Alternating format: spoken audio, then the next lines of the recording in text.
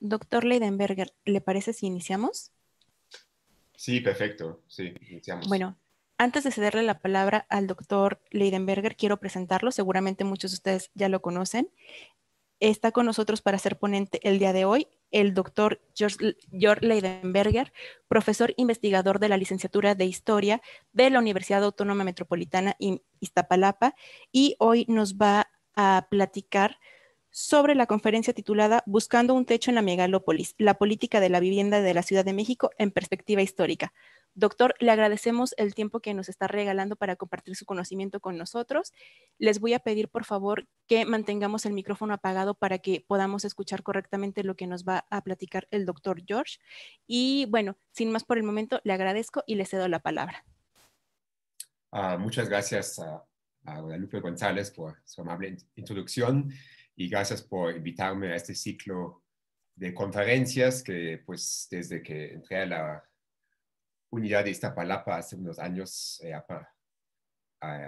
pues me ha parecido un evento muy importante para justamente um, lograr um, juntar las diversas disciplinas de las ciencias sociales y humanidades. Y agradezco mucho su presencia. Veo aquí muchos conocidos entre los presentes. Me da mucho gusto verlos aquí. Y bueno, entonces vamos a empezar con el tema de hoy. Y bueno, quisiera primero aclarar unas cosas sobre el enfoque de esta conferencia. Um, bueno, hablando de la política de vivienda, um, en esta exposición me voy a centrar en la gestión del Estado acerca de la vivienda, aunque también ubicar justamente al Estado frente a otras fuerzas sociales que están, bueno, sobre todo demandando, exigiendo vivienda en un momento de cada vez mayor presencia popular. Y hay diversos agentes de la sociedad que están generando vivienda de distintas formas o, en su caso, también diseñando la vivienda como los mismos arquitectos. Entonces, pero básicamente no es la política de la vivienda. Voy a centrar en el Estado, pero tomando en cuenta estas fuerzas sociales. Claro, otra conferencia podría ser mucho más centrada en la política más de todos los actores frente a este fenómeno, pero bueno, yo me voy a centrar en la postura del Estado en ese sentido. Bueno, bajo el término vivienda entiendo pues, lo que a veces también se llama la vivienda de interés social, que es una vivienda dirigida a grupos, personas que pues no solamente por sus ingresos, sus sueldos, no pueden adquirir vivienda, ¿no? Sino es una forma, podríamos llamar, subsidiada del hábitat. Y pues se va a, históricamente dirigir a obreros, a burócratas del propio Estado, ¿no? En fin, una especie de clase media, media baja um, de la población de México.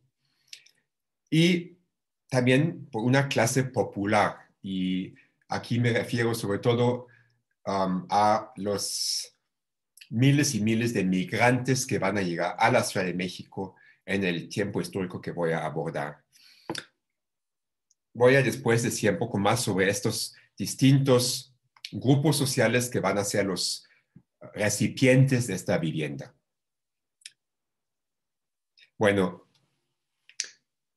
en ese sentido, también una vez voy a plantear que hay dos sectores de gestión de vivienda que tenemos que abordar en la historia de la política de la vivienda.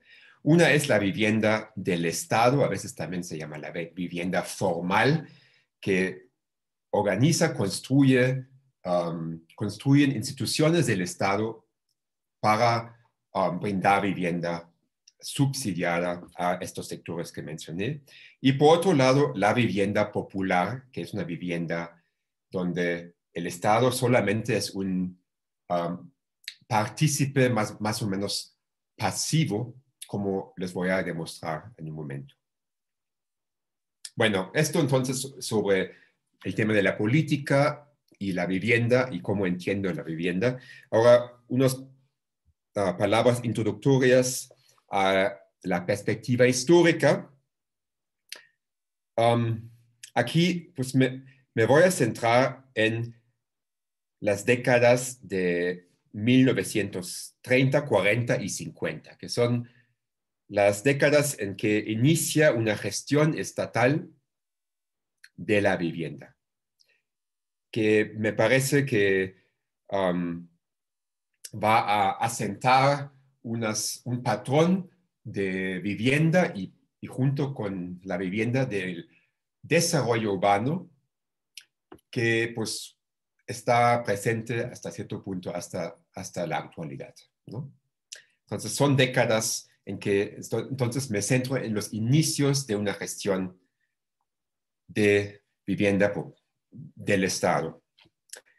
Y bueno, esto en el lugar que vamos a ver es la Ciudad de México, que pues en estas décadas justamente se encuentra en un momento de amplísimo crecimiento, tanto de su población como de su terreno, de su extensión territorial.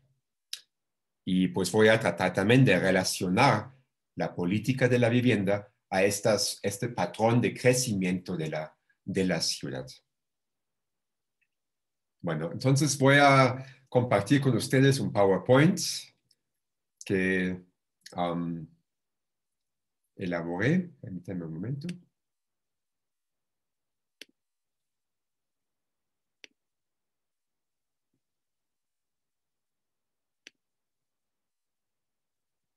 Bueno, aquí tienen nuevamente el título de la conferencia.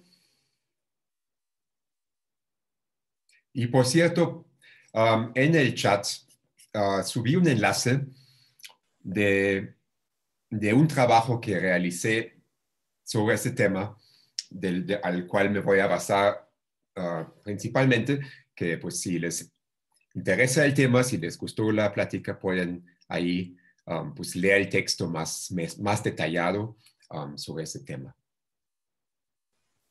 Doctor, nada más le comento que nos están diciendo por chat que el vínculo de Drive niega el acceso, entonces para que posteriormente lo verifiquemos, por favor.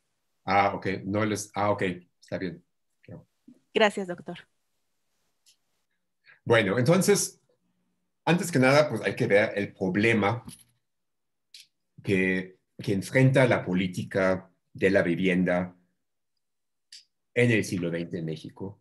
Y realmente se puede reducir a algo muy básico, que es la demanda por la vivienda en la Ciudad de México y sus alrededores excede por muchísimo la oferta, ¿no? Así de fácil.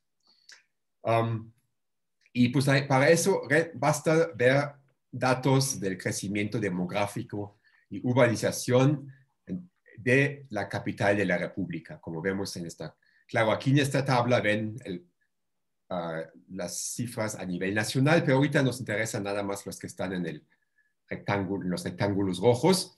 Vemos ahí la población de la capital de la República y cómo va aumentando aquí estamos en miles, ¿no? Miles de habitantes. Entonces, para los 30 está a 1 millón de habitantes y para dentro de 2 décadas ya están 2.8, 2.9 millones de habitantes y así va creciendo de una tasa de crecimiento por década que ven aquí al lado, ¿no? Unas enormes tasas de crecimiento. No necesitamos ahorita entrar en las razones por este enorme crecimiento, pero bueno, tiene mucho que ver con el despegue industrial de la sustitución de importaciones y el crecimiento económico enorme de la Segunda Guerra Mundial y sobre todo de la postguerra segunda posguerra del siglo XX, y pues la centralización de este crecimiento en la zona metropolitana de la Ciudad de México. Y bueno, otro dato muy importante aquí es que muchísimo de este crecimiento se debe a la migración, ¿no? Es decir, el movimiento rural, urbano, la llegada de muchos de estos, la gran mayoría de estos aumentos se debe a esta migración desde el campo. Y es esta población, sobre todo, que va a necesitar hábitat, vivienda en la zona metropolitana. Bueno, entonces, aquí voy, entonces, esto es el problema, ¿no? Una enorme necesidad de vivienda. Y voy entonces ahorita, primero, antes que hablar de las nuevas formas de vivienda que van a surgir, sobre todo a partir de la década de los 40, voy a hablar del tipo de viviendas, la condición de la vivienda que existía antes, o sea, a principios del siglo XX, antes de que hubiera realmente una política de vivienda como tal, ¿no?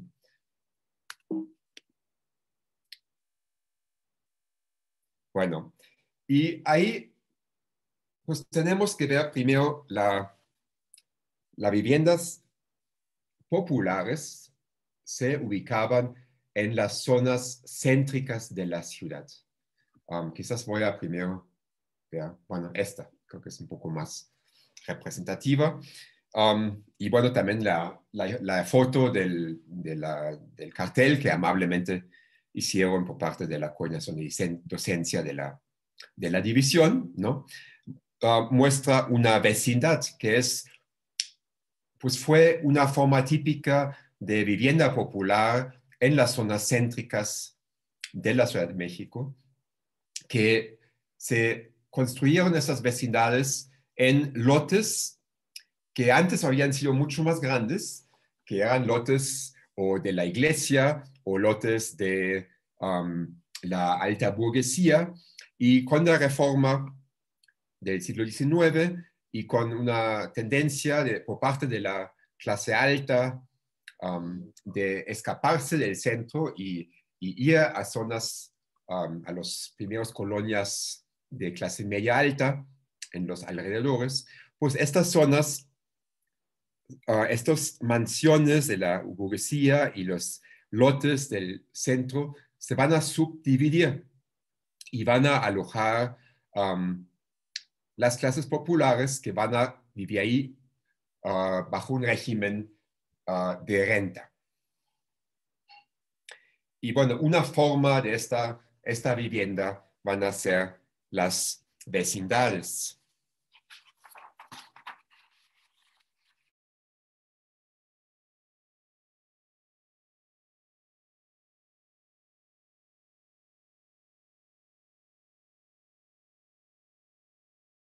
Más de 500,000 de personas, es decir, 40% de la población de este momento de la ciudad, vivían en zonas céntricas, densamente pobladas y, dado la enorme densificación, con bajos estándares higiénicos, ¿no?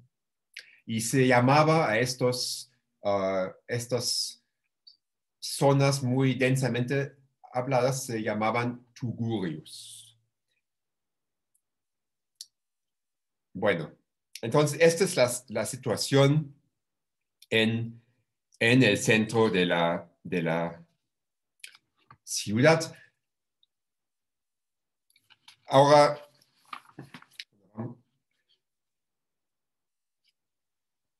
de por sí las condiciones eran muy malas ahí, pero también llegó una saturación. Se llegó a un momento en que el centro de la ciudad ya no era opción para vivienda popular. Y había varias razones para eso.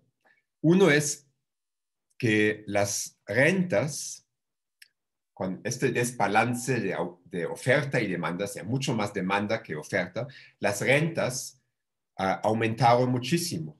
Hubo movimientos de inquilinos en la década de los 20, desde los 20 en adelante, que trataron de controlar las rentas.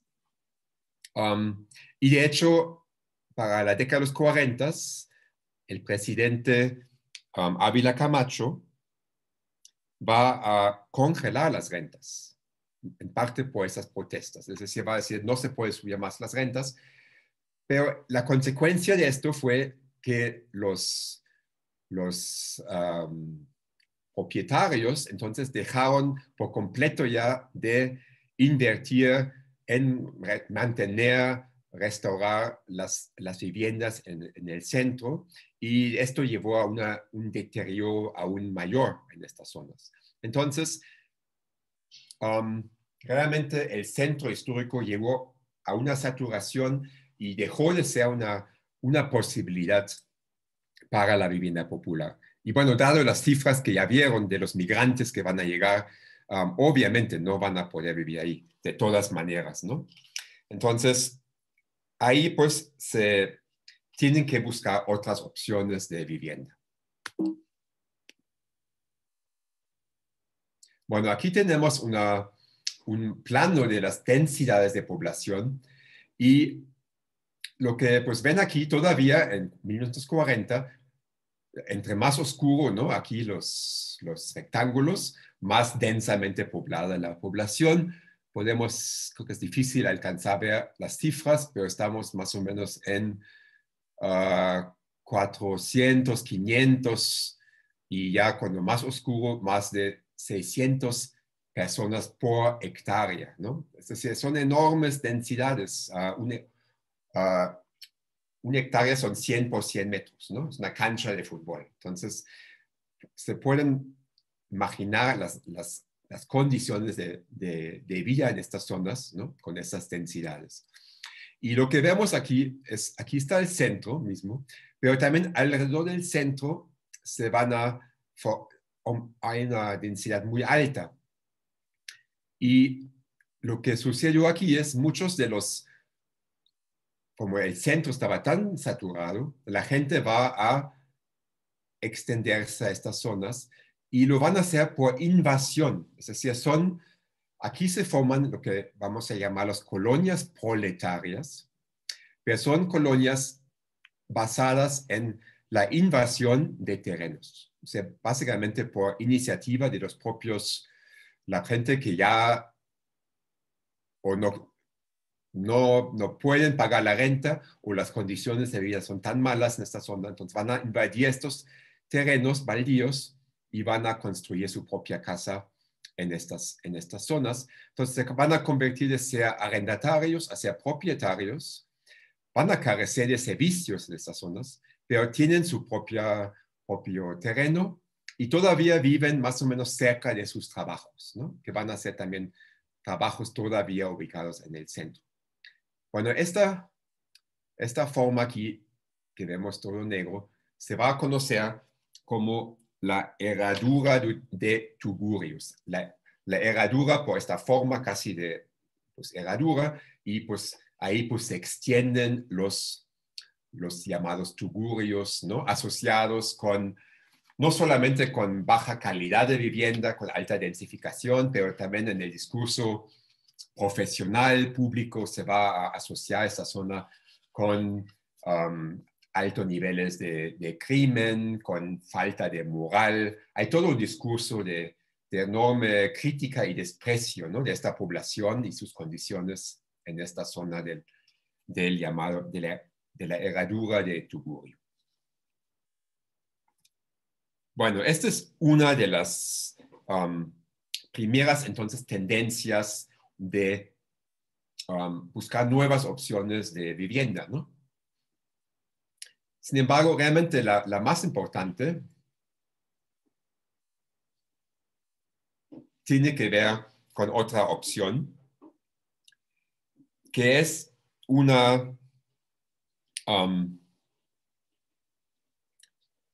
otro tipo de formación de colonias proletarias, pero son colonias proletarias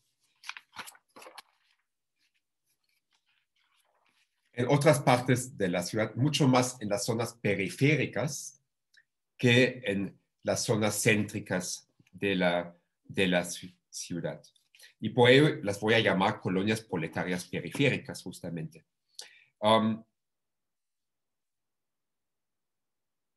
Estas colonias se van a desarrollar no por invasiones como tales, aunque a veces uno piensa, ¿no? Los migrantes llegan y simplemente pues se asientan ahí un terrenito, ¿no? Y construyen su casa y ya, ¿no? No, los fraccionamientos, colonias proletarias de estas zonas se forman por ventas fraudulentas. Hay fraccionadores que son realmente intermediarios que supuestamente les dicen aquí vamos a establecer servicios y eso vamos a establecer, ¿no? Un fraccionamiento como tal, pero realmente eran intermediarios entre alguien que quería vender su terreno y los migrantes que llegan.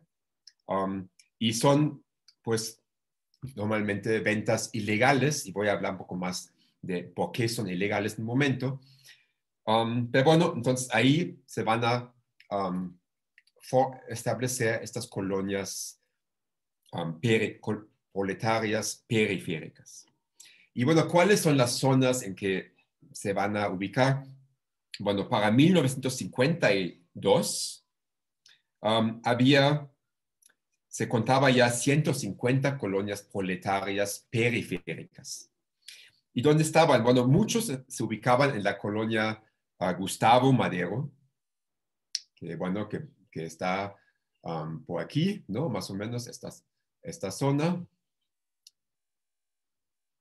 Azcapotzalco y Álvaro Obregón, ¿no? Más en adelante van a ser ubicadas, bueno, en otras delegaciones donde había muchísimo crecimiento fue Iztapalapa, ya para 1940 había crecido 200%, pero la que más creció inicialmente fue la Gustavo Madero, por un crecimiento de 400%. Pero bueno, para darles una idea, para fines de 1950 ya había 300 colonias proletarias y estas colonias cubrieron 35% del área de la zona metropolitana de la Ciudad de México.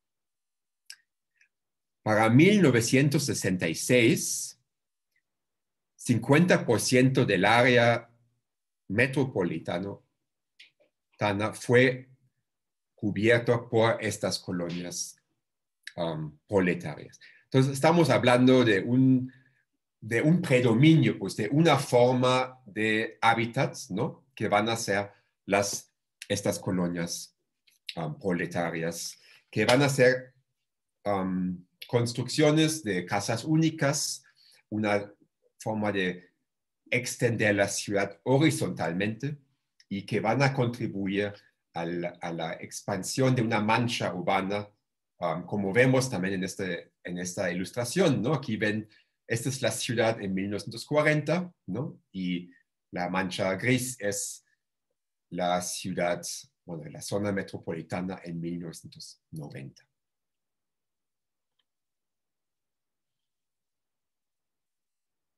Hablando en términos de la población,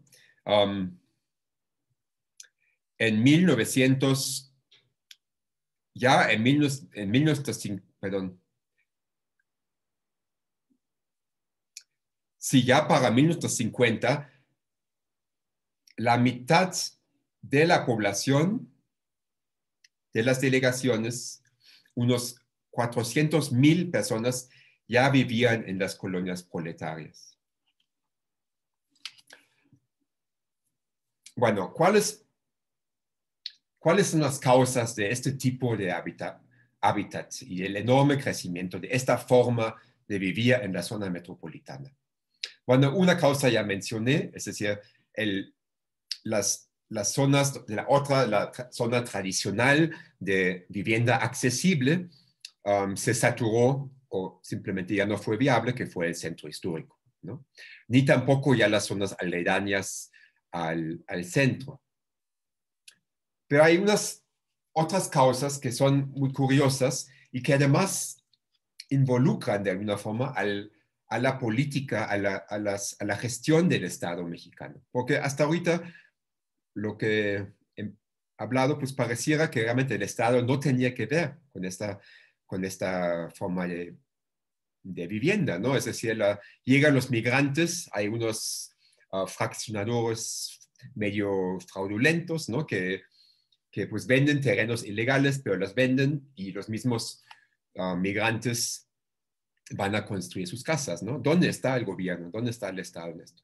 Bueno, una política clave para esto fue una política que no, a primera vista no tenía nada que ver con la vivienda, que fue la repartición de tierras, de la repartición agraria del presidente Cárdenas. Y fue debido a esta que hubo un drástico aumento de suelo periférico en venta.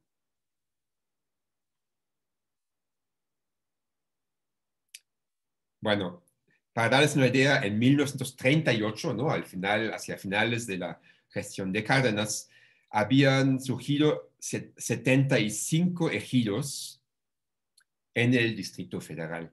Estos 75 ejidos tenían una extensión de 260 kilómetros cuadrados, que era más de la mitad del territorio del Distrito Federal. Estamos hablando, es un enorme territorio que fue repartido a los ejidatarios.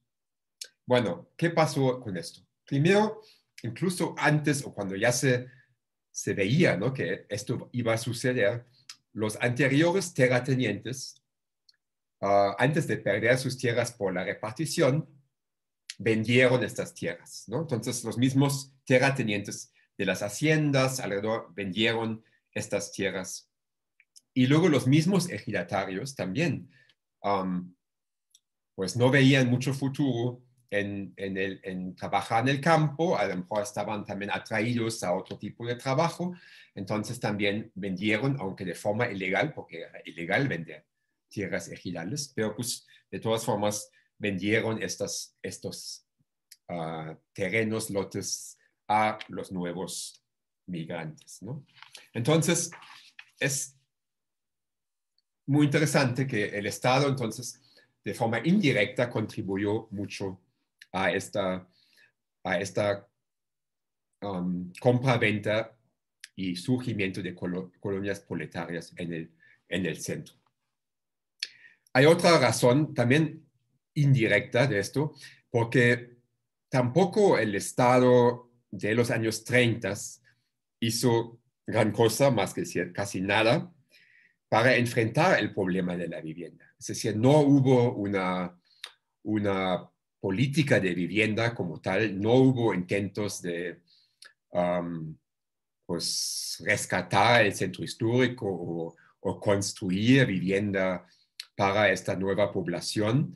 En el caso de Cárdenas, pues casi todos los egresos federales, ¿no?, estaban destinados a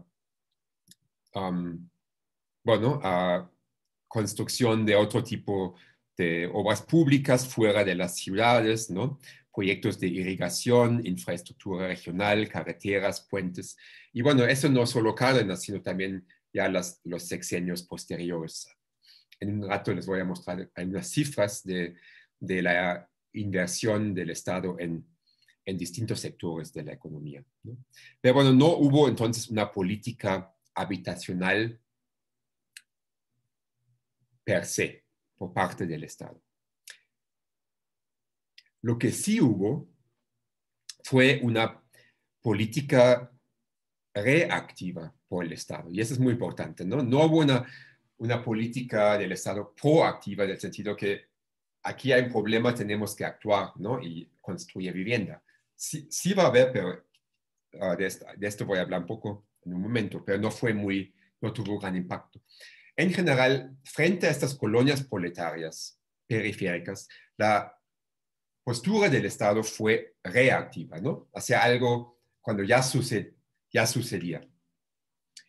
Bueno, ¿qué hacía el Estado en esto? Bueno, por un lado, toleraba la dinámica de la creación, la gestión de estas colonias proletarias, ¿no? Había entonces la compra de estos terrenos, aunque era ilegal, pero el Estado pues, no intervenía, su notificación, la construcción de casas a especuladores, a inversionistas, etcétera, etcétera. Pero el Estado simplemente lo toleraba, ¿no? Lo que sí hizo el Estado después fue actuar como árbitro entre los colonos, por un lado, y los fraccionadores por el otro, ¿no? Porque muchas veces, como ya sugerí, pues las promesas de los fraccionadores pues no las cumplieron, ¿no? No llegaron los servicios. Resulta que eran terrenos sin papeles, ¿no? Entonces ahí surgieron muchos conflictos con los colonos y el Estado entonces asumió un papel de árbitro entre ellos. Había oficinas, se llamaban la Oficina de Cooperación, la Oficina de Colonias, el Departamento del Distrito Federal, en fin, que van a actuar y a veces van a expropiar estos terrenos fraudulentos y repartirlos nuevamente, ¿no? Entonces sí hay un papel del Estado, pero es finalmente como lo caracterizó un investigador que se llama Manuel Perlo, una postura reactiva, casi pasiva frente a esta política de crear hábitats, ¿no? En la Ciudad de México.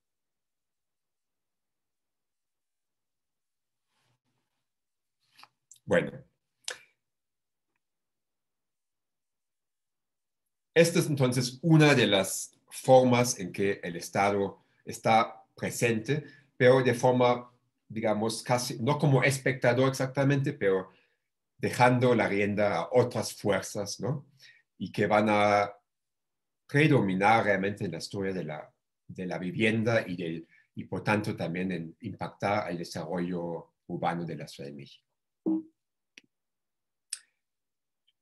Sin embargo, también hubo otra forma de política de vivienda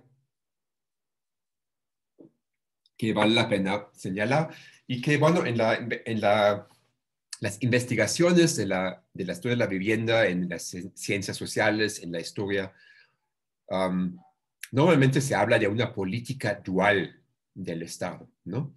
Es decir, por un lado, la postura del Estado frente a las colonias proletarias y por el otro lado, la gestión de vivienda del Estado, o sea, una política de construir vivienda por parte del Estado, ¿no? Y estas dos facetas normalmente no son vistas en conjunto. Los historiadores normalmente no los ven juntos, ¿no?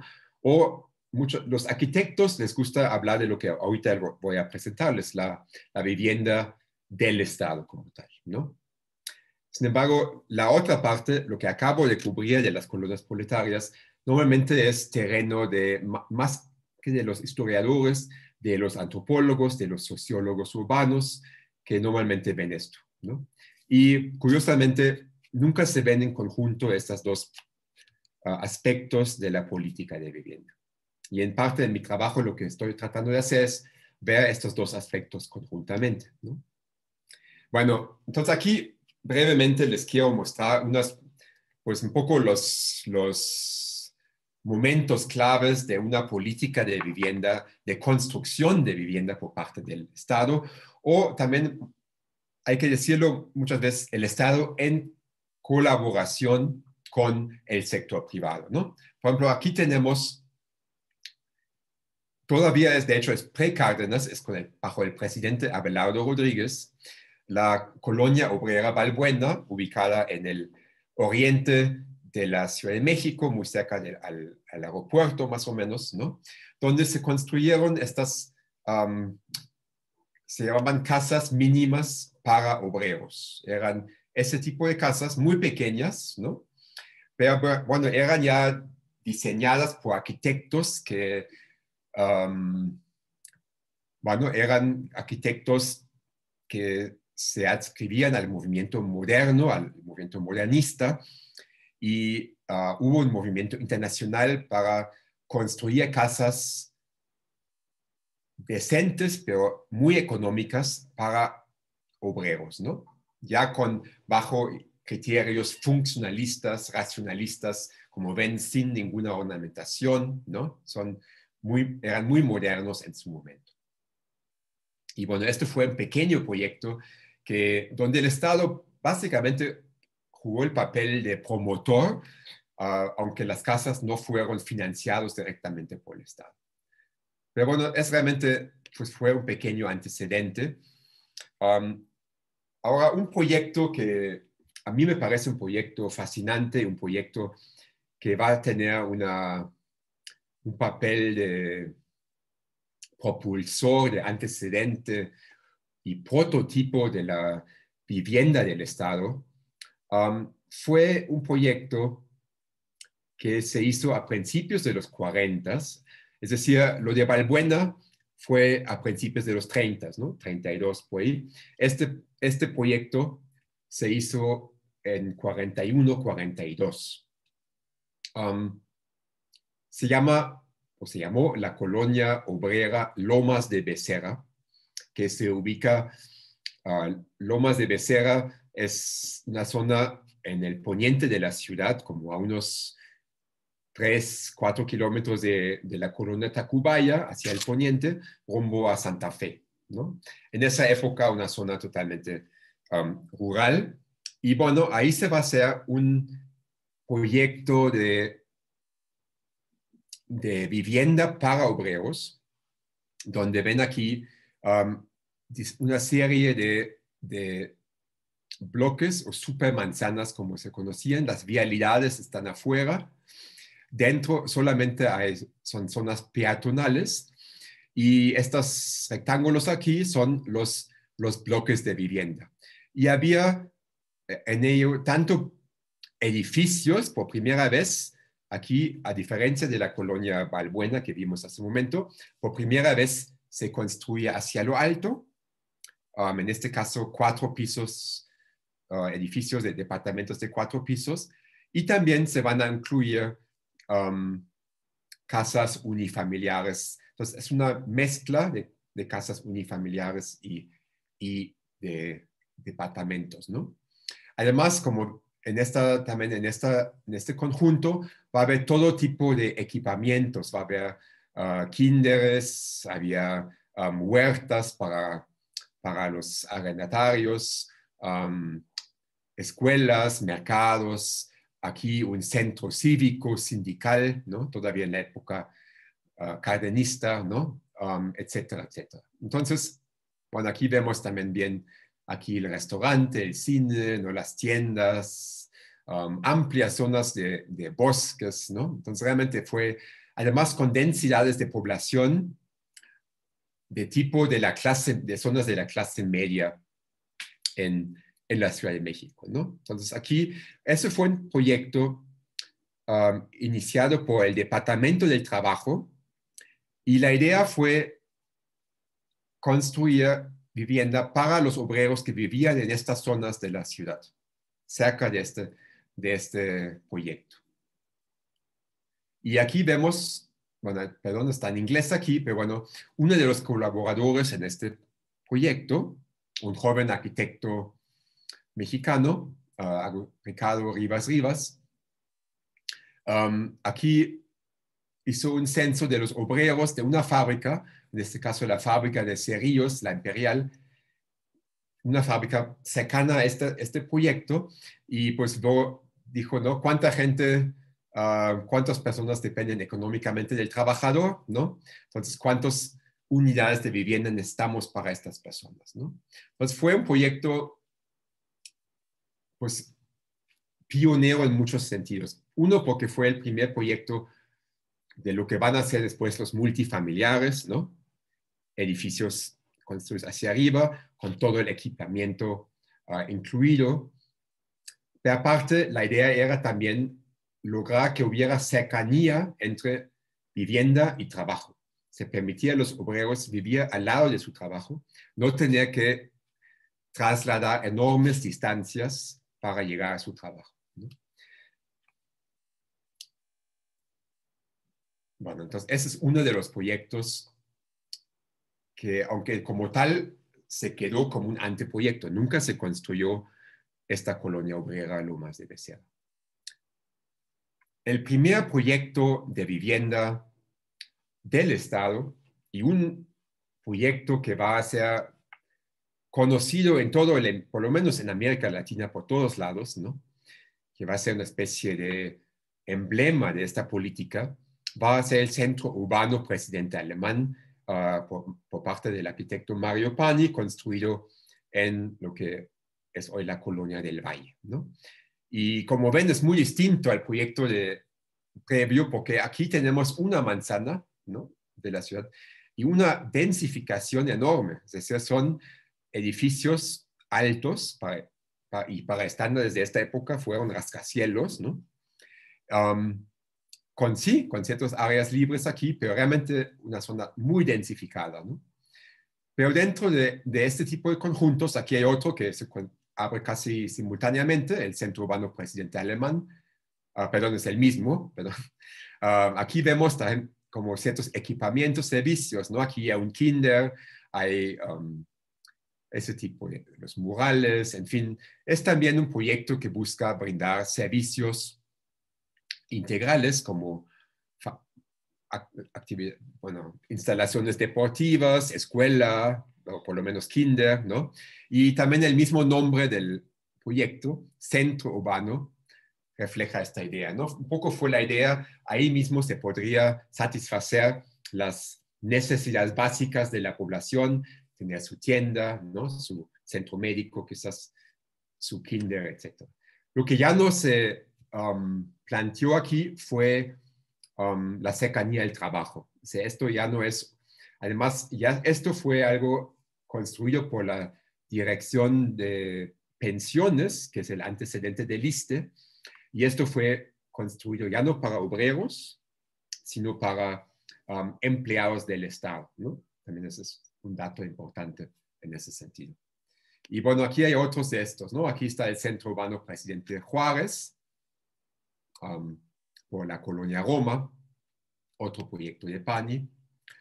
Y bueno, hubo todo otro tipo de proyectos del Estado que ahorita nada más les quiero presentar brevemente, ¿no?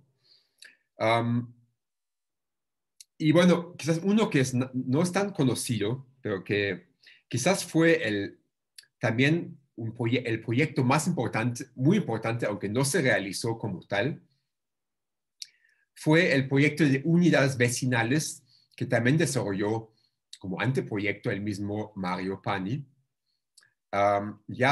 Estamos ya en los 50s, ¿no? Realmente es en los 50s, fines de los 40s y los 50s, cuando el Estado empieza ya de forma significativa promover, organizar y financiar proyectos de vivienda, ¿no? Es un contexto ya del llamado milagro mexicano, ¿no?, de la posguerra, y pues sí va a dedicar ahora sí una cantidad muy importante a esto. Y bueno, ya vimos estos proyectos de multifamiliares, pero ese era otro tipo de proyecto donde vemos aquí, ese es el sureste de la ciudad. Bueno, no sé si se alcanza a ver aquí está Revolución, aquí está Insurgentes, ¿no? Por aquí más o menos está Río Churubusco, esto es Iztapalapa estaría más o menos por acá, ¿no? Creo, si no estoy mal, esto es como Tlalpan. Pero bueno, estas manchas aquí cada uno de estos iba a ser una unidad vecinal. Entonces, todo el sureste de la ciudad, que todavía era zona no urbanizada realmente, ¿no? Había pequeños poblados, Mexicalcingo, Iztapalapa, ¿no? Coyoacán, más al poniente. Pero era una zona básicamente rural, ¿no? Y pues Mario Pani dijo, ¿por qué no hagamos aquí una construcción de vivienda masiva, ¿no?, aprovechando estos territorios, sí en la periferia, pero no tan lejos, ¿no? de los sitios de trabajo, del centro, ¿no? Y vamos a construir en estas zonas, ¿no? Y bueno, de estas unidades vecinales solamente se hicieron dos. Ahorita les digo los nombres. Permítanme un segundo.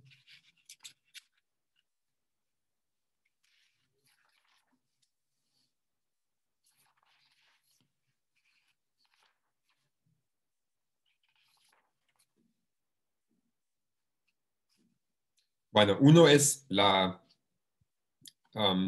unidad Jardín Balbuena, que es esta aquí arriba, uno.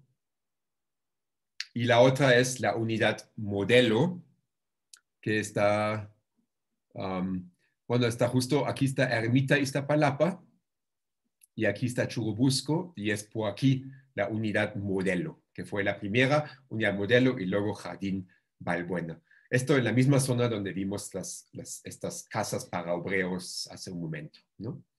Y bueno, aquí también, igual que el proyecto de Lomas de Becerra, fue un proyecto, iba a ser un proyecto mixto, también de casas unifamiliares y casas y edificios altos, pero al final resultaron ser solamente casas unifamiliares, ¿no? Y aquí hay otro elemento importante en la vivienda, en la política de la vivienda.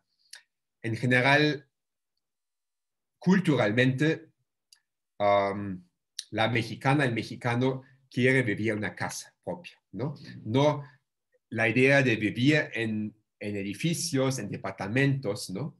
Fue algo que costó mucho convencer a la gente de aceptar. Entonces, por eso muchos de los conjuntos de vivienda del Estado van a optar por una o solución mixta o de plano, en este caso, optar por casas unifamiliares. El problema de esto pues, fue las casas unifamiliares. Igual lo mismo sucede con las colonias proletarias, pues, ubican más espacio, ¿no? No permiten una densificación de la vivienda, del hábitat, y también pues son proclives a una extensión horizontal de la ciudad, ¿no? Y una extensión pues finalmente exagerada, ¿no? Pero bueno, aquí también nuevamente hay que resaltar que aunque fue un proyecto muy ambicioso, solamente se van a construir dos de estas unidades, ¿no? El resto, pues no hubo financiamiento. Entonces también esto habla de los límites de la inversión del sector público en la vivienda del Estado. Bueno, aquí hay otro, ya voy a terminar con esos ejemplos de los proyectos de vivienda del Estado. Tenemos la Unidad Habitacional Santa Fe, ya construida por el IMSS. El IMSS surge de alguna forma, sale desde el Departamento del Trabajo y pues va a ser el primer instituto de seguridad social en México, ¿no? Y en esta época, una tarea del IMSS fue todavía brindar vivienda, ¿no? Todavía no existía el Infonavit y todo esto, ¿no? Sino esto fue el instituto, junto con el ISSSTE, que se dedicaba a los pensionados, perdón, a los trabajadores del Estado. El IMSS también, pues, buscaba, realizaba una política de vivienda para los trabajadores, ¿no? Y bueno, aquí tenemos la Unidad Habitacional de Santa Fe, que, bueno, curiosamente, es exactamente el mismo terreno donde antes les mostré la colonia obrera Lomas de Becerra, ¿no? Este proyecto fue también realizado por Mario Pani, ¿no? Como ven, típica solución mixta, ¿no? Edificios de altura modesta, sin elevadores, 4 pisos, y casas unifamiliares en el centro, ¿no? Y bueno, mucho de este proyecto pues, seguía el prototipo que se había realizado antes. Por cierto, esto fue de otro arquitecto, el arquitecto suizo que radicó en México durante 10 años, y él fue el director, digamos, de este proyecto, se llama Hannes Mayer, ¿no? Pero bueno, Mario Pani nunca le dio crédito a Hannes Mayer en su proyecto como tal. Bueno, entonces, para ya llegar a una conclusión, porque pues quiero también dar tiempo para preguntas, la discusión.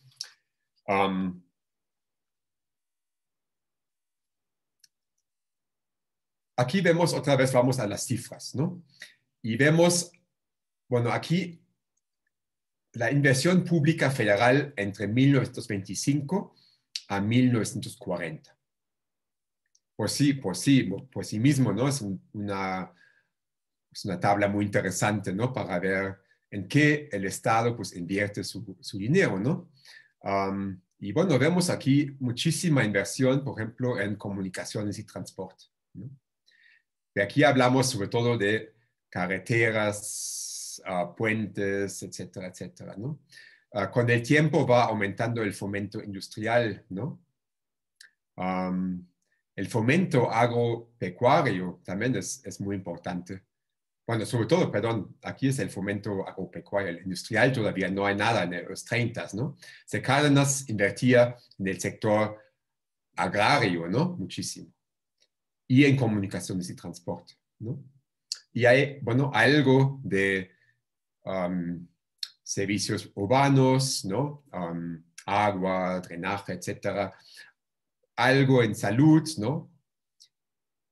Educación, pues también algo, pero bueno, no sé cuánto se invierte hoy en día en la educación, ¿no? Pero bueno, un poquito más de esto, pero no mucho más, ¿no? Pero miren aquí, habitación, ¿no? Cero, ¿no? O sea, no había todavía una política de invertir en la habitación. Y es justamente en esa década, ¿no? En los 30, cuando empieza a crecer la ciudad, sobre todo por la migración desde el campo. Y como aquí vemos en cifras, no hubo una política del hábitat, ¿no? Fuera de simplemente pues, reaccionar a las colonias proletarias que se estaban formando en los alrededores de la ciudad, ¿no? Bueno, aquí esta tabla ya va un poco más adelante, nos demuestra cuando ya sí hubo una política de vivienda del Estado, ¿no? Del sector público en la vivienda, desde 25 a 1960. Entonces se cubre todo este periodo que, como les decía, realmente las cifras que ven aquí, realmente las inversiones y construcciones significativas surgen a partir de fines de los 40, ¿no? Entonces realmente aquí tenemos cubierto la década de los 50, básicamente, ¿no? Y bueno, aquí está el Distrito Federal, dejemos ahorita el nivel nacional y vemos que en términos de inversión en millones de pesos, ¿no? Tenemos aquí una inversión de 706 millones de pesos. Bueno, esto en sí no dice gran cosa, les debería haber traído pues de qué porcentaje del gasto público fue, ¿no? No sabemos en este momento. Pero bueno,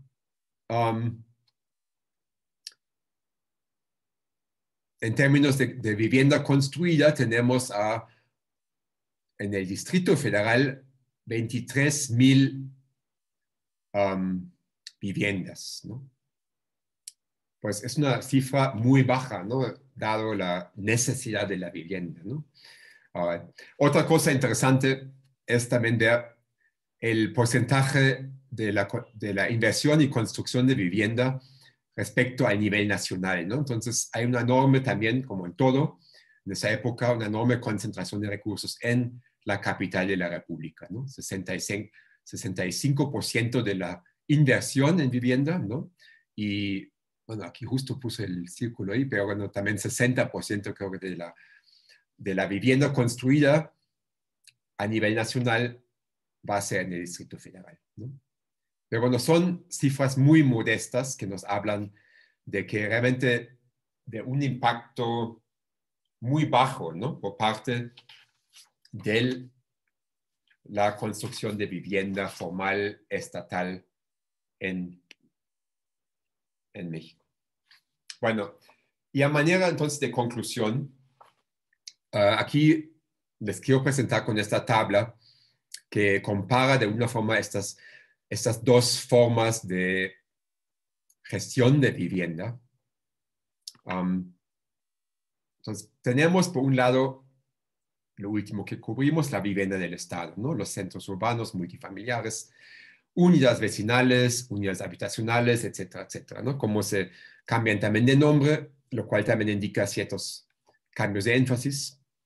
Pero bueno, tenemos aquí una modalidad normalmente de renta, ¿no? A veces, en años posteriores, esto se cambió también a compra por parte de los habitantes, ¿no? Pero bueno, todo esto se hacía a través de una serie de instituciones estatales.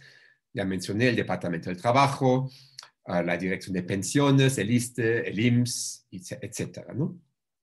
Aquí hay una planeación y construcción por profesionales de estos conjuntos. Pues Mario Pani, ¿no? Fue pues uno de los grandes arquitectos y en parte alcanzó su fama por estar atrás de estos proyectos. Aquí hablamos de equipamiento y servicios integrados, o bueno, mejor una vez comparo con el otro caso, ¿no? Entonces aquí, vivienda del Estado, tenemos esto, vivienda popular, colonias proletarias urbanas y sobre todo las periféricas. Y mientras aquí hay renta por instituciones estatales, aquí son o invasiones o compraventas fraudulentas, ¿no? Aquí hay planeación por profesionales, aquí es más bien, generalmente hablando, una autoconstrucción, aquí equipamientos y servicios integrados al mismo conjunto, ¿no? Y aquí, pues una escasez de servicios, salvo el transporte que normalmente ya existía, ¿no? Sino estos lugares se ubicaban muy lejos del trabajo, ¿no? Y requerían entonces servicio de transporte y hasta la fecha implican un tiempo de traslado muy alto, ¿no? Estas viviendas se hacían normalmente en los alrededores, pero en las alrededores inmediatas a la ciudad, ¿no? Como las unidades vecinales que vimos en el sureste o la colonia obrera UH Santa Fe, ¿no? Que ya estaba también muy cerca a Tacubaya, que fue una zona industrial en este momento. Pero aquí la vivienda popular en las periferias, ¿no? A larga distancia de la ciudad y por tanto también de los sitios de trabajo de esta población. Aquí una cosa, régimen mixto, edificios y casas. Aquí exclusivamente casas unifamiliares. Esto, pues aquí toda esta política de vivienda del Estado también tenía un propósito explícito de contribuir a una densificación y controlar la expansión, la extensión de la mancha urbana a través de la idea de construir hacia arriba, densificar los servicios y el hábitat, ¿no? Acercar a la gente a los servicios que requieren para vivir y a su trabajo de alguna forma, ¿no? Mientras en la vivienda popular, pues esto no fue el caso, ¿no? Tenemos una extensión horizontal sin servicios o lejos de los servicios muchas veces, ¿no? El servicio médico, por ejemplo, etc. Entonces, esto pues contribuyó a una dispersión de la ciudad, ¿no? Como pues vemos nuevamente en pero sobre todo en la gráfica que vimos hace un tiempo, que voy ahorita a regresar a él. Esta, ¿no? Vemos entonces la consecuencia de, bueno, fue un factor entre otros, pero sin duda el, digamos, impacto de la política de vivienda que va a tener en la extensión enorme del área metropolitana de la Ciudad de México, ¿no? Y bueno, voy a leer unos párrafos a manera de conclusión y con esto termino.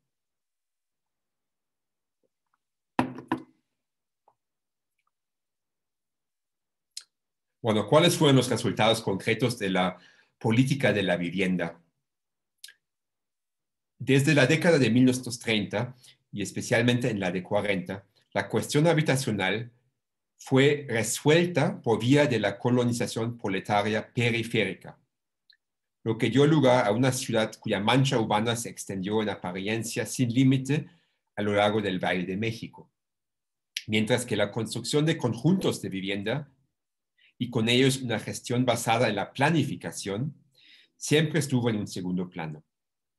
Los conjuntos de vivienda parecían servir en parte como tarjeta de presentación de un país que estaba en aras de modernizarse, como el conjunto urbano presidente alemán, por ejemplo, ¿no? Mientras que la vasta mayoría de la vivienda se estaba generando por aspectos poco conformes con la imagen de la modernidad, ventas fraudulentas, asentamientos no planificados y sin servicios y casas autoconstruidas. Además, surgió una tajante diferenciación social en términos de los destinatarios de las obras. Mientras que en sus primeros proyectos de casas para obreros, el de Balbuena que vimos, y el anteproyecto de la colonia obrera Lomas de Becerra, el Estado procuraba construir para los mismos grupos sociales que se asentaban en las colonias proletarias, es decir, personas de la clase trabajadora o campesinos. Posteriormente, dirigía sus conjuntos habitacionales a los empleados del gobierno y a otras personas de la clase media. De ahí en adelante existió una clara distinción de clase social entre los residentes de los conjuntos estatales y las colonias proletarias.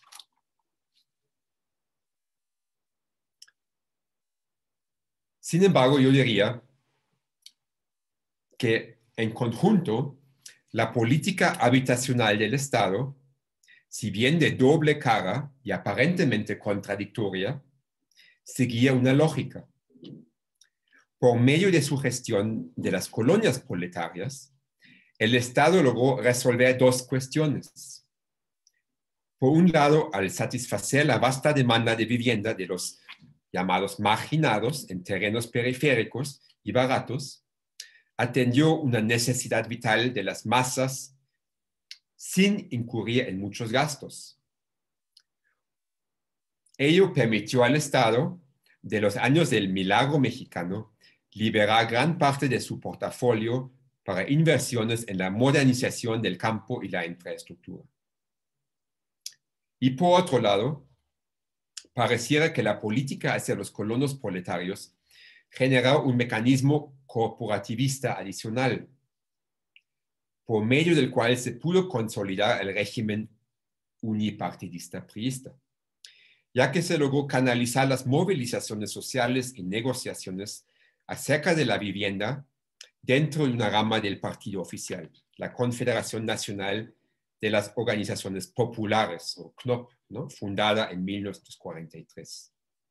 Entonces, también hay aquí otro aspecto que agregué aquí la conclusión, que es que también el Estado va al mediar entre colonos y fraccionadores en estas zonas y poco a poco también va a vender, entre comillas, sus servicios a cambio del apoyo político de estas zonas y a cambio de esto, pues también junto con el sector obrero y agrario, incorpora otro sector de estas organizaciones populares, ¿no? Bajo el régimen priista, que es otro tema que va más allá del tema de la política tal como yo lo quise plantear hoy, pero quise nada más mencionar este aspecto también. Pues bueno, les agradezco mucho su atención y pues estoy aquí listo para recibir sus comentarios y preguntas. Y ojalá que pueda. Muchas gracias, doctor. Les voy a pedir a los participantes que si tienen alguna pregunta, por favor, le escriban en el chat para que no hablemos todos y todas al mismo tiempo y nos podamos entender. Y mientras ustedes escriben sus preguntas, quiero aprovechar para invitarles a la conferencia que vamos a tener la siguiente semana, cuyo título es De la dimensión política de la migración a la dimensión del duelo migratorio, impartida por la doctora Leticia Calderón Chelius. Entonces, si están interesados en participar también en esa, por favor, escríbanos al mismo correo donde solicitaron el registro para la conferencia del día de hoy. Mientras, si alguien tiene algún comentario o alguna pregunta para el doctor Leidenberger, por favor, escríbanosla en el chat, aprovechando que ahorita está él para podernos resolver nuestras dudas. Pues parece que Entonces, la próxima semana se va a tratar un tema muy relacionado, ¿no? Que es la migración, justamente. Así es.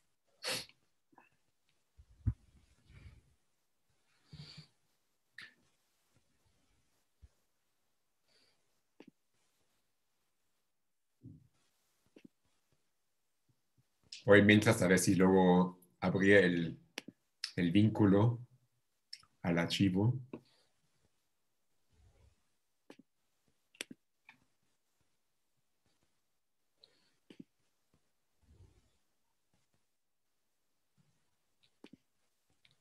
Ok, creo que ya lo abrí. A ver, voy a copiarlo otra vez y volver a mandarlo al...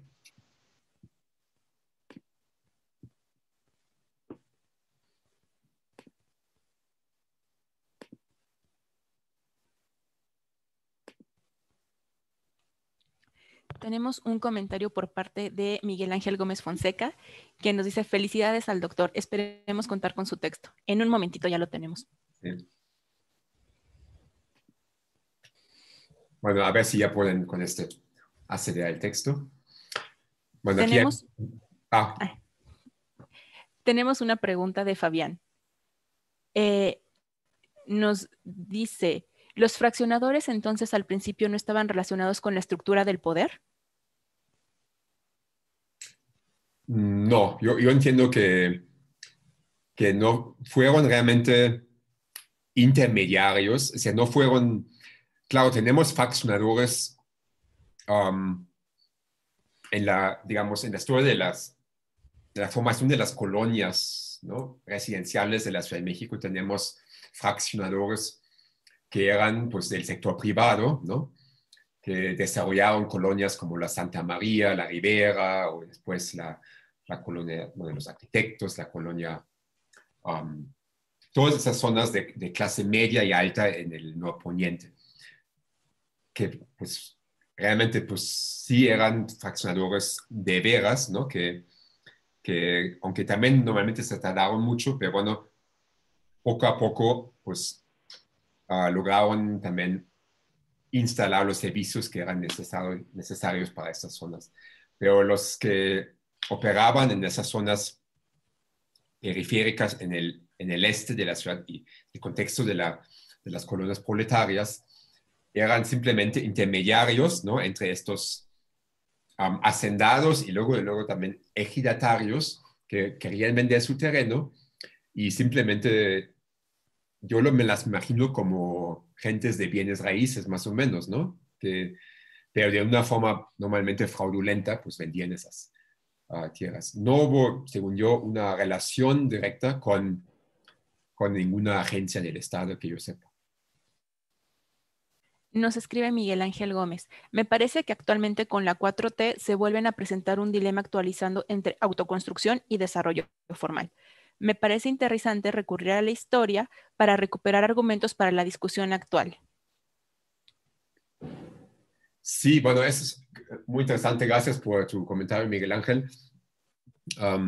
Y bueno, la verdad, no estoy muy integrado como historiador, luego me meto mucho en el pasado, pero bueno, entiendo que la 4T ahorita tiene una nueva política, un giro interesante en la política de vivienda que quiere invertir fondos justamente en las zonas ya construidas y respetando también la autoconstrucción y autogestión de estas zonas, pero básicamente mejorando la calidad de vida en estas zonas al facilitar, no sé si son exactamente créditos o cuál es el modo de inversión, pero trabajando con estas colonias autogestionadas en algún momento, ¿no? Es decir, se deja atrás la política de vivienda que se inició con el presidente Fox, ¿no? Cuando se dejó atrás realmente la inversión en los conjuntos de vivienda, como yo he mostrado un poco que se van a construir en los 50 y se hicieron estos conjuntos de vivienda construidos por el sector privado en zonas sumamente alejadas, ¿no? que se podían comprar con créditos del Estado, pero que resultaron sumamente pues, no, imprácticos y pues, condiciones de vida finalmente inaceptables, ¿no? Entonces hay un giro interesante ahorita en la vivienda. Pregunta Roberto. ¿Cuál sería la política adecuada para una vivienda digna en México? O bien, ¿qué debe pasar en México para que todos tengan una vivienda digna? Pues es una pregunta que no me atrevo a contestar como tal, ¿no? Mira, yo pienso que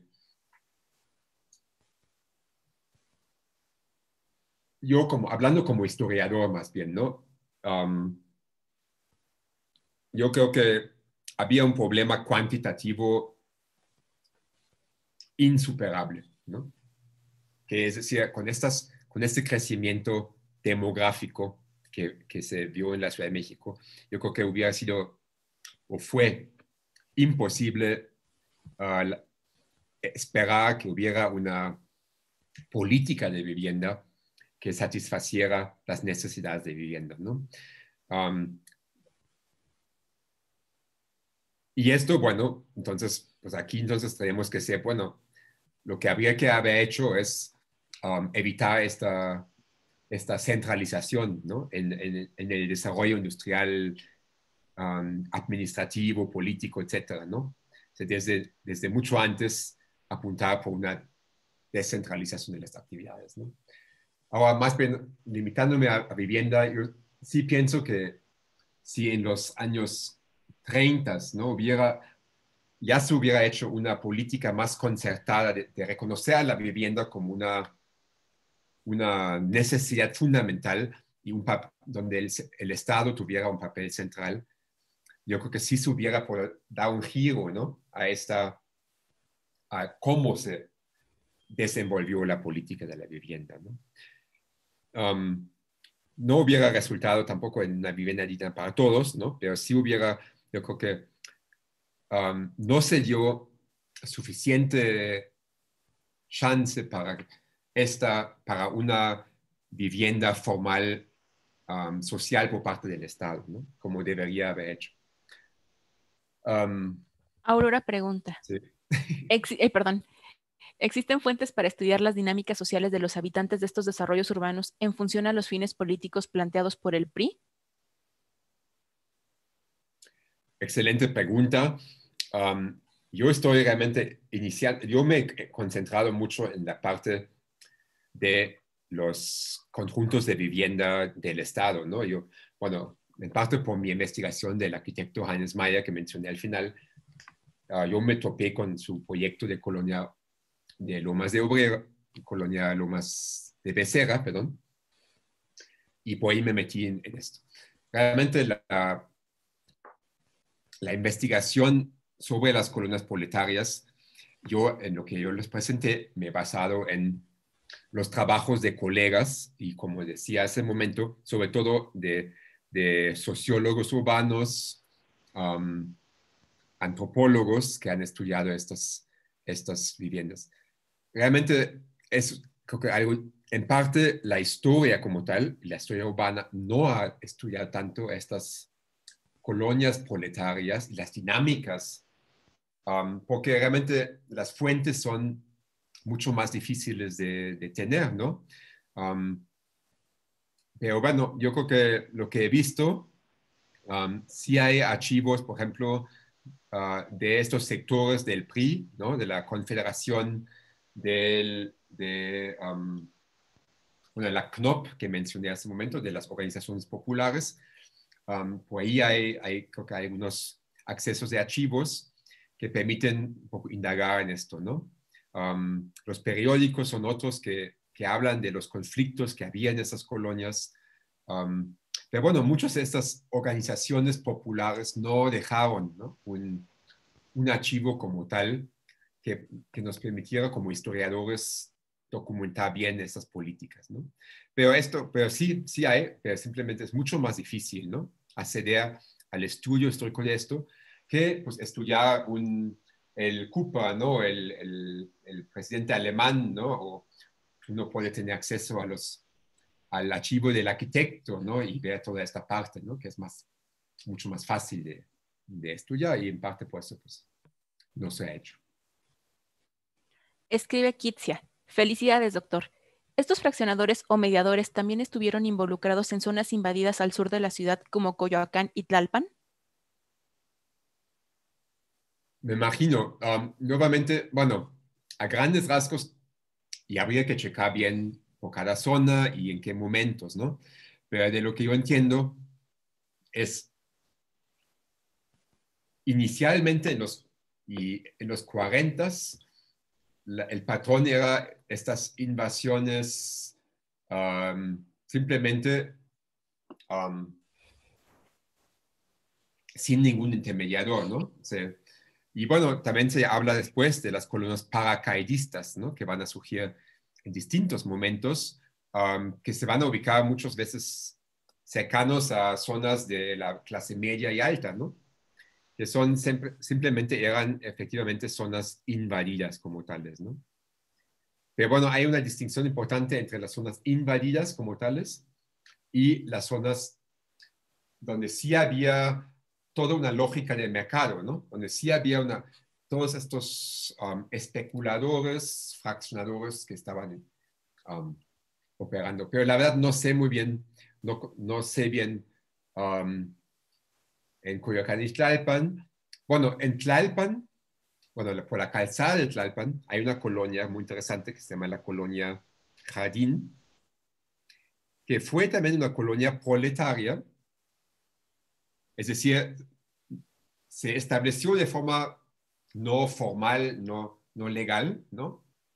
Sin embargo, en la colonia Jardín sí hubo un proyecto arquitectónico. O sea, por alguna razón, sí, entonces se desarrolló la colonia con una planeación de la traza de la colonia. Hubo arquitectos que participaron en esto. Y si ustedes van a la colonia Jardín por Calzada de Tlalpan, pues van a ver, pues tiene este lado diseñado de la colonia, ¿no? Que se aprecia. Entonces también eso quiere decir, un poco la imagen que les presenté, ¿no? Por un lado, colonia, vivienda de Estado bien planeada, ¿no? Formal, etcétera, y la otra totalmente autoconstruida y fraudulenta. Esa división tampoco es tan tajante, ¿no? Como podría parecer. Hugo escribe. Muchas gracias por su ponencia. ¿Cuál es su opinión acerca de la idea de que hoy en día ya no es posible hacer grandes complejos habitacionales debido a que, para ello, era casi necesario un gobierno autoritario y muy centralizado? Bueno, es una pregunta muy, muy sugerente porque creo que lo que también se asume atrás de la pregunta es que los dos van juntos, ¿no? Y efectivamente, y eso es algo que justamente hablamos, tenemos ahorita un seminario sobre el tema de la historia de la vivienda, afortunadamente en el doctorado de la línea de historia, del posgrado en humanidades. Hablamos de que esta política de vivienda del Estado fue asociada con un Estado paternalista, ¿no? Que obviamente al otorgar, brindar estas viviendas, ¿no? A los que se inscribieron al IMSS o al ISSSTE o después al Infonavit, ¿no? También pues, fomentaba una imagen del Estado paternalista, ¿no? Y es interesante si vemos, por ejemplo, las reglas de convivencia, ¿no? En estos conjuntos, pues eran muy claras, ¿no? Y cómo se esperaba también que la gente actuara. También muchos de esos conjuntos tenían proyectos artísticos de murales, ¿no? Donde también se narraba la historia política y el papel del Estado, en fin. Entonces hay todo un discurso digamos, paternalista, ¿no? Y sin duda se asocia esta política de vivienda con el régimen priista autoritario de la mediados del siglo XX, ¿no? Ahora, yo no pienso que esta asociación es necesaria, es decir, no es esencial, ¿no? Es decir, bueno, ahorita hace muchos años ya, pero en el momento fui a la ciudad de Ginebra en Suiza, ¿no? O sea, uno de los más ricos países del mundo, ¿no? Pero si uno va a Ginebra, la vasta mayoría de la gente vive en unos eslabones de concreto, ¿no? Que a primera vista uno dice, bueno, eso debe ser, para empezar, ¿no? Debe ser vivienda social, ¿no? O sea, para la clase media baja o para los, ¿no? Pero son viviendas donde el gobierno sí participó, pero son viviendas de excelente calidad y condiciones de vivir, ¿no? Entonces, la forma arquitectónica como tal del multifamiliar o de construir en alto, no la descartaría, ¿no? Y tampoco, y claro, entonces ahí la gran pregunta sería, ¿qué porcentaje del PIB, ¿no? Se invierte en ese tipo de, qué tanto está subsidiado, ¿no? Y qué tanto um, se, se promovería esto por parte del Estado. Lo que yo veo en la actualidad es algo pues, bastante lamentable, ¿no? Que es estos construcciones de alta densidad que justamente en el gobierno pasado, ¿no? Y con Gabriel Mancera aquí en la Ciudad de México, ¿no? Que se construyeron son realmente, a primera vista, parecen a los multifamiliares, pero son de una calidad mucho más pobre. Ya totalmente descartaron la parte del equipamiento, ¿no? De áreas verdes, ¿no? Sino simplemente es construir la forma más densamente posible a lo alto, ¿no? Sin consideración de otras partes de necesidades de vida de los habitantes, ¿no? Entonces yo creo que hay que tratar de recuperar una política de grandes complejos habitacionales, efectivamente, porque yo creo que sí es necesario construir hacia lo alto, pero recuperar también un poco la parte digna y humana de cómo se diseñaba estos conjuntos al principio de su historia, ¿no? Gracias, Hugo, por esta pregunta. Jamie escribe, felicidades por la excelente conferencia. Quería preguntar si existía alguna legislación urbana para la construcción de fraccionamientos en el periodo que usted mencionó. Gracias, Jamie. Y sí, efectivamente, había todo tipo a partir de los 40, cuando también inicia ya la política de vivienda como tal, había todo tipo de leyes orgánicas de planeación y de ordenamiento urbano, ¿no? Que trataban justamente de controlar la expansión urbana. O sea, es un poco común que se habla en México de una falta de planeación, ¿no? El problema no fue la falta de planeación, sino pues la implementación de esta planeación, ¿no? Pero entonces sí había, por ejemplo, leyes que delimitaban claramente en los 40 más o menos el límite que se planeaba de la extensión de las ciudades, lo que más o menos cubre hoy el circuito interior, ¿no? Entonces está una idea un poco del área que ellos esperaban que fuera como la ciudad, ¿no? Y fuera de lo que hoy es el circuito interior, pues se prohibía supuestamente los asentamientos habitacionales, ¿no? Lo cual, la verdad, nunca resultó ser la realidad, pero sí resultó, por ejemplo, que en algunos otros casos el gobierno intervenía a expropiar estas zonas, ¿no? Pero pues lo lamentable no es la ausencia de planeación y de legislación incluso, sino la falta o quizás también la imposibilidad de implementar todas estas legislaciones, ¿no? Víctor escribe, gracias al doctor por compartir sus conocimientos en este tema tan importante. De acuerdo a su investigación, Considera que existió fragmentación socioterritorial con la creación y construcción planeada por el aparato gubernamental de multifamiliares, tanto al interior como al exterior. Sí, efectivamente. Y ese es un tema que pues ya no abordé mucho, ¿no? Pero sí hay bueno, lo que, lo que creo que se ve claramente es que la vivienda estatal um, cada vez más, y ya sobre todo cuando ya, bueno, sobre todo en la década de los 50, 60, se orienta principalmente al sector de los burócratas, ¿no? Um, y esto pues también compagina con el interés del Estado en incorporar este sector muy importante en el régimen semi-corporativista que fue el priismo, ¿no? Ahora, esto no, sin embargo, yo creo que tampoco hay que exagerar este punto, ¿no? Yo creo que sí hay, todos los proyectos del IMSS, por ejemplo, bueno, fueron para miembros del IMSS, ¿no? Que por sí es claro, es un sector de la población también privilegiado, ¿no? Hasta cierto punto.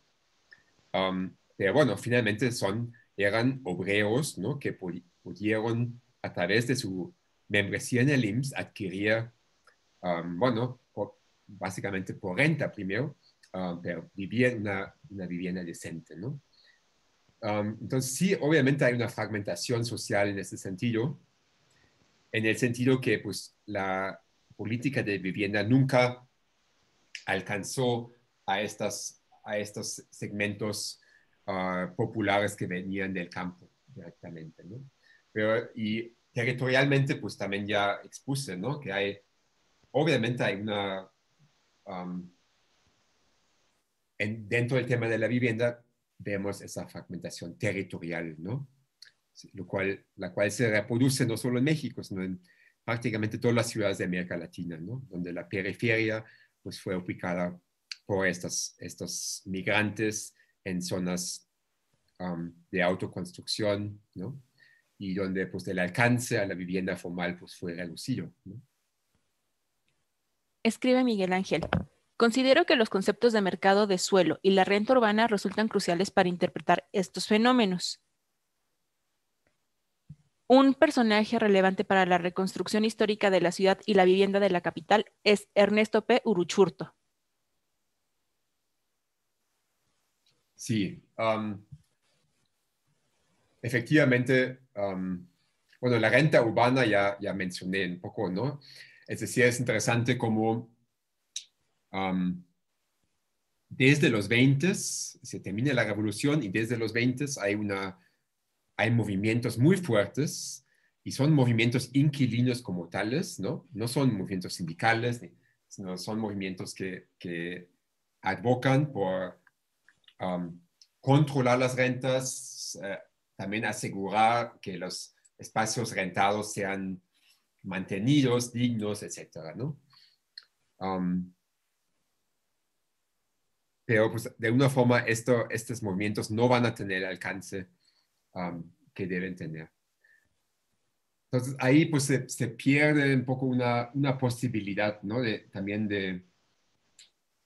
desde el inicio reglamentar bien el sector de rentas de vivienda para pues hacer crecer la renta en edificios ya existentes, ¿no? Y se cierra este sector.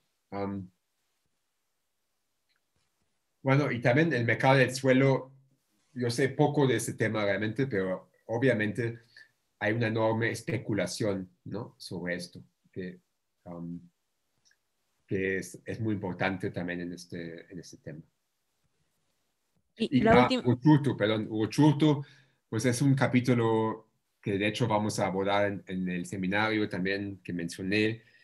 Um, pues porque Uruchurtu ya en los 50 y 60, nuevamente Uruchurtu se suscribe a esta idea de controlar la extensión de la ciudad, ¿no? Y varios de estos proyectos de ordenamiento que mencioné hace un momento, pues fueron promovidos por Uchuto. Y Uchuto en parte también por eso va a entrar en conflicto con el gobierno federal, ¿no? Sobre esas políticas. Entonces es una figura muy complicada, ¿no? Y tiene hay muchas críticas que se ha hecho a su política, pero yo creo que sí es alguien que trató genuinamente de, quizás el último, ¿no? Regente que ha tenido esta ciudad, que todavía pensaba que se podría controlar de alguna forma esta enorme concentración de personas y actividades del Valle de México. La última pregunta que tenemos es de Juan Ángel. Excelente conferencia, doctor. ¿Se podría decir que los espacios habitacionales que construye el Estado dotó de identidad a la clase media de la ciudad o pujante clase media de la ciudad?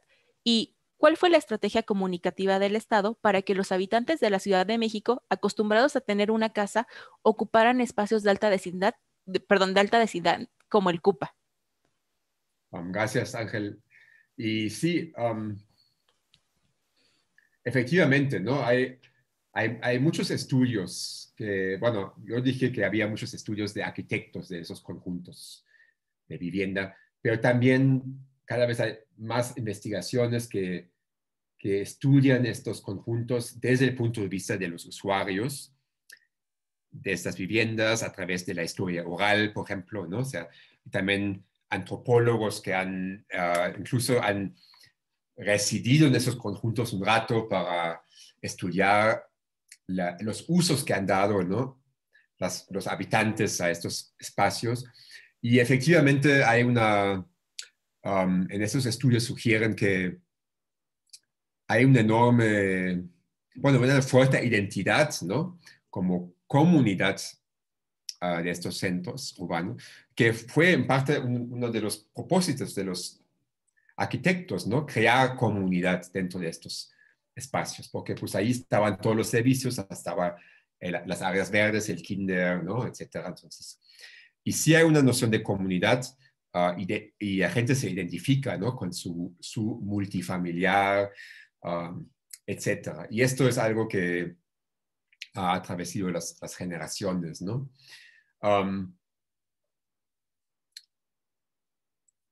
Y creo que incluso, bueno, eso es algo que mencionamos también en el seminario, ¿no?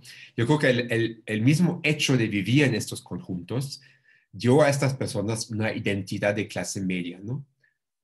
Quizás por ingresos no eran tan distintos a un obrero o algo, pero el hecho que vivían en estos conjuntos y en su momento modernos y celebrados, ¿no? Como pues, el último avance de la construcción, pues les dio también un estatus, ¿no? Que pues dijeron, nosotros sí pertenecemos a una clase media, ¿no? Y bueno, la otra pregunta también es muy interesante, ¿no? De cómo uh, convencer a las personas, ¿no? De vivir por ejemplo, en el CUPA. El CUPA es, si uno ve, son espacios muy pequeños, ¿no? O sea, realmente es um, como les decía, pues un proyecto de altísima densificación en este momento, ¿no? Um, Sin embargo, yo creo que sí, y bueno, eso es lo que se ha revelado, la gente está pues, hasta orgullosa de estos conjuntos, ¿no? Y se queja, bueno, hay problemas, obviamente, no hay que tampoco romantizar estos espacios, pero vive ahí con cierto gusto, ¿no? Y eso es algo muy interesante, ¿no? Um, no sé exactamente, bueno, la respuesta concreta, pero yo creo que en este caso, pues sí fue la imagen de modernidad, ¿no? Que creo que un poco convenció a la gente de aceptar vivir de una forma tan apretada, ¿no? Y otra estrategia fue pues la de optar por efectivamente conjuntos mixtos, ¿no? Donde se optaba como en el AUH Santa Fe, como vimos, ¿no? Por combinar edificios de 4 pisos, 6 pisos, con viviendas unifamiliares, ¿no?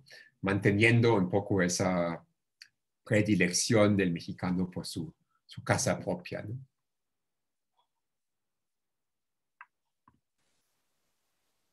Pues como ya no tenemos más preguntas ni comentarios por hoy, les quiero agradecer a todos y todas su interés en nuestro ciclo de conferencias.